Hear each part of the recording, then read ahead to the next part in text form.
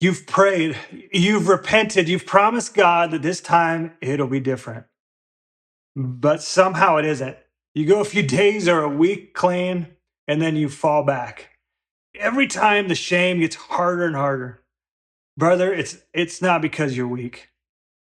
In fact, in my life, right around 14 years old, I got hooked on pornography. And for a big portion of my life, I was stuck in a trap of viewing pornography, repenting, promising God I would never do it, and sometimes waiting, making it a few days or weeks or further, and then fall back. And it would always be like, how the heck did I get here? And by the grace of God, I think it's about 16 years now of sobriety from pornography. Thank the Lord that no longer pornography is a part of my life or ever will be a part of my life. My friend, one of the keys that does not get talked about often enough is a problem that we have with pornography is our unawareness. See, we're fighting this spiritual battle with no emotional awareness. And that's why we keep losing. In this video, we're going to talk about some of the real reasons behind your porn struggle. Now, addictive behavior is a complicated beast. I just want to acknowledge that.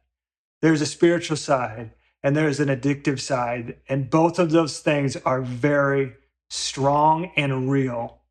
There's also an unawareness thing going around in men as a whole. If you have heard a man say he does not have emotions, it is and maybe you've said it.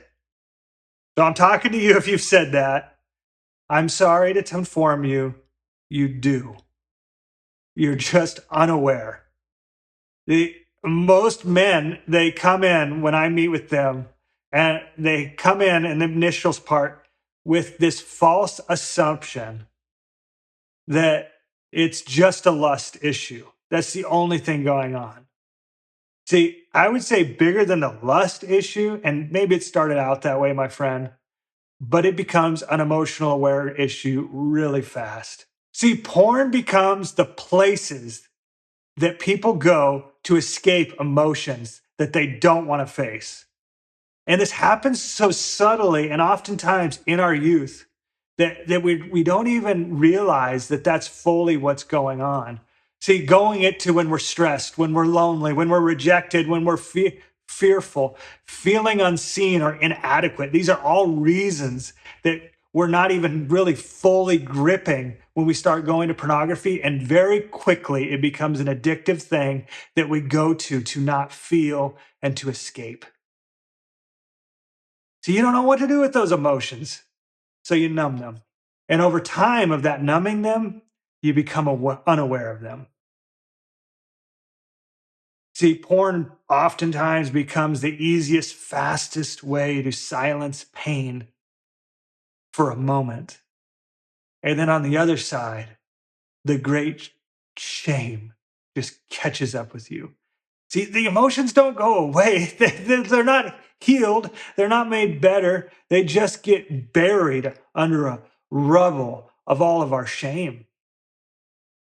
See, and buried emotions, my friend, resurrect in destructive ways.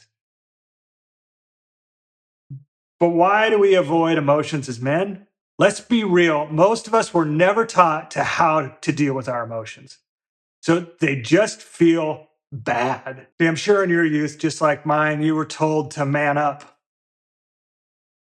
shake it off, trust God more, pray more. See, we spiritualize avoidance. But Jesus, the most masculine man to ever walk the earth, felt very deeply. He wept. He got angry. He felt compassion. He grieved. He expressed emotions all the time. But he never let them control him. And he didn't numb them. That is real strength. The emotional awareness doesn't make you weak. It makes you anchored.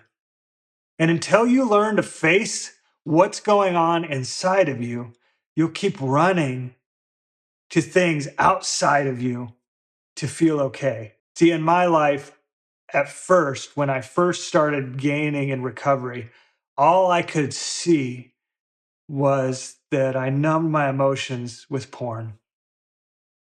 But as I started to heal from that addiction, all of a sudden, all the ways that I numbed emotions started to come to the surface.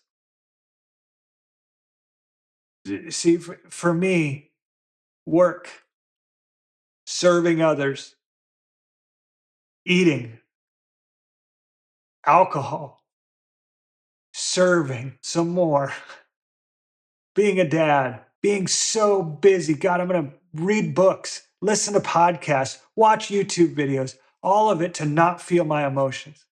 My friend, we're numbing ourselves constantly. And then when those other numbings things don't work, often that's where porn surfaced.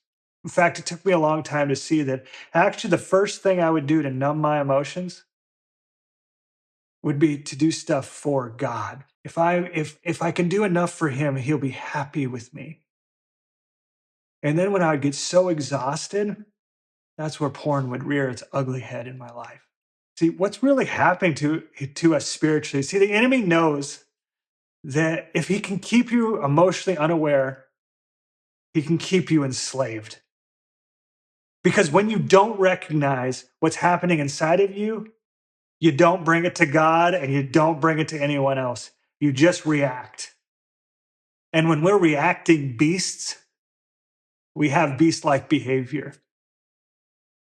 See, still to this day, when I'm in a reaction lizard brain, not thinking part of my brain, I do things that when I'm in my thinking part of the brain, it was like, why did you say that? Why did you do that? See, we don't have the spaces to pause and say, God, I feel lonely right now. God, I feel rejected right now. I feel totally unseen. See, when we can do that, my friend, when you can see that in your life and you can cry out to God in that way, that is like David, who was a man after God's own heart. And that's when the battle shifts. See, because you've just turned emotion into prayer and connection with your Father. And all of a sudden, you go from feeling lonely, inadequate, inept, to being seen by your Father in heaven that loves you, and healing starts to take place. See, what used to drive you towards sin all of a sudden starts getting handed back to the Father and draws you into close connection with God and close connection with your brothers in Christ. See, that's what it means to walk in the Spirit. Not to ignore your emotions, not to act like a robot, not to try to do a little prayer to fix it, but to stop spiritualizing it and press in. Don't ignore emotions, bring them under God's authority. That is where the power is placed. That's where spiritual power has actual change in your life. When you allow him into the spaces, and the only way that you and I can allow him into the spaces if we acknowledge the spaces. When we're doing this and acting like it doesn't exist, we aren't inviting him into it with us. So let's talk about, hopefully I have you convinced that emotions matter and they can bring you closer to people and to God. How do we break free and actually start to see our emotions? Here's what real freedom looks like. The next time you get tempted to look at pornography, that's a sheer sign that emotions are at play. Notice, I'm wanting to numb. This is a numbing behavior. When you feel that temptation rise, stop and ask, what is going on in me? What pain am I trying to numb out? Is it loneliness, anger, boredom, stress? And then bring that to God. Pray honestly. Don't fake it. Don't try to make it sound all nice and poetic. Just, Father, I feel like running to porn right now because I don't want to feel this pain, but I'm giving it to you. Get around real men who want to fight the real battle that you're able to say that stuff to as well. See, you were never meant to fight shame alone. Find brothers who can hold you accountable and remind you of who you are in Christ. That they can say, when you say you're lonely, Me too. And start building real comfort. Some other tips that just help me where to bring that emotion is working out, moving the body in some way, shape, or form, worship music, journaling my thoughts so I can get more of a grasp on what my emotions really are. Go outside and listen to the birds.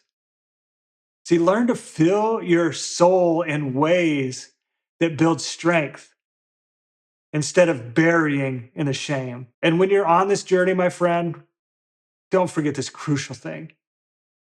Freedom isn't found in perfection, it's found in bringing it to God. And it is God that starts doing the work. We just get to partner with Him. You cannot heal what you don't feel. Have a good day, my brother. And God bless you in this journey.